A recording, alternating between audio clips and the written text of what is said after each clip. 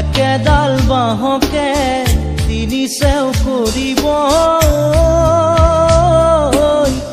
মাজৰ চেও খচালিৰ কামি চাৰিজন মানুহে কান্ধত তুলি নিব চাৰিজন মানুহে কান্ধত তুলি নিব নৈৰ ঘাটলে বুলি মোৰ মনাই নৈৰ ঘাট